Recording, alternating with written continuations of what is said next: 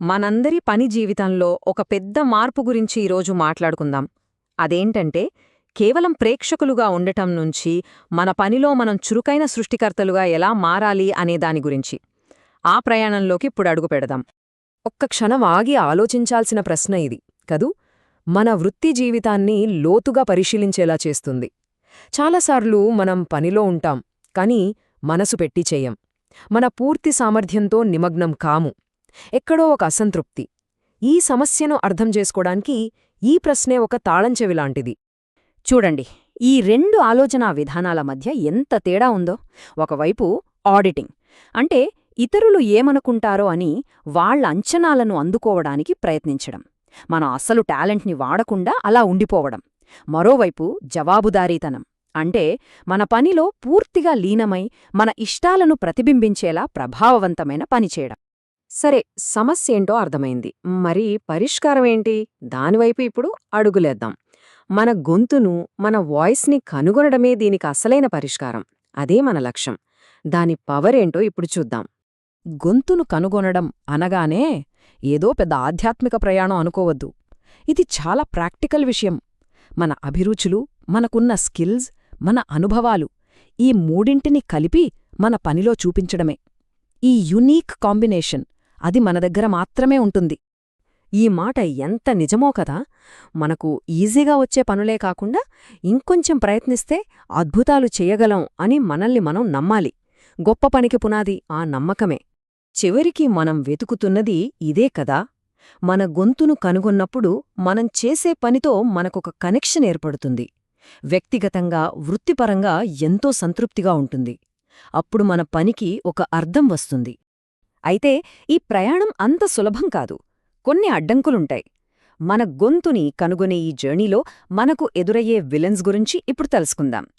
ఇవి మనకు తెలియకుండానే మనల్ని పక్కదారి పట్టిస్తాయి. ఈ నీడల వెంట పరుగు అనేది చాలా ఆసక్తికరమైన కాన్సెప్ట్. వినడానికి కొంచెం కొత్తగా ఉన్నా మన జీవితాల్లో ఇది చాలా కామన్. ఇవి మనకు ఏదో సాధించామని ఫీలింగ్ ఇస్తాయి, కానీ మన అసలు లక్ష్యాల నుండి మన దృష్టిని మరల్చేస్తాయి. మన జీవితంలో ఇలాంటి వాటిని గుర్తించడం చాలా ముఖ్యం.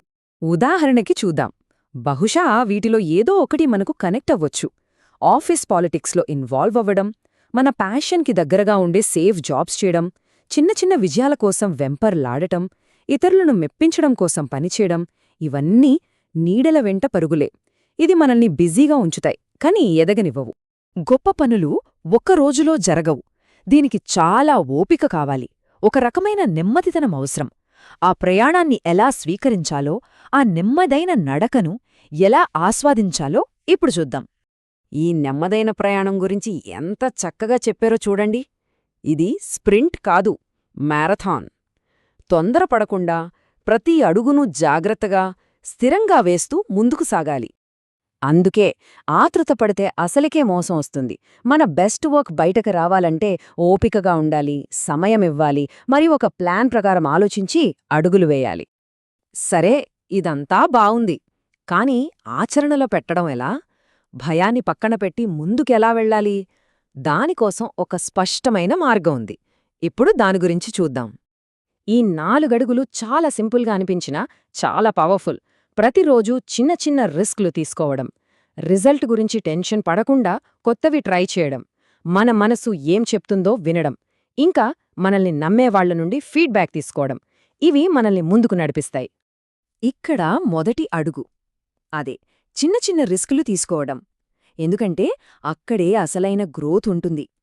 ఓటమి భయాన్ని దాటి మనం కంఫర్ట్ జోన్ నుండి బయటకొచ్చినప్పుడే మన పనిలో కొత్త విషయాలు నేర్చుకోగలుగుతాం. ఇక్కడ ఒక మంచి పోలిక ఉంది. కవర్ బ్యాండ్కి, ఒరిజినల్ ఆర్టిస్ట్కి ఉన్న తేడా ఏంటి? ఒక కవర్ బ్యాండ్ ఇతరులను అనుకరిస్తుంది. దానివల్ల అప్పటికప్పుడు విజయం రావచ్చు. కాని ఒక అసలైన కళాకారుడు తన సొంత గొంతును వినిపిస్తాడు. దాని ప్రభావం ఎప్పటికీ ఉంటుంది.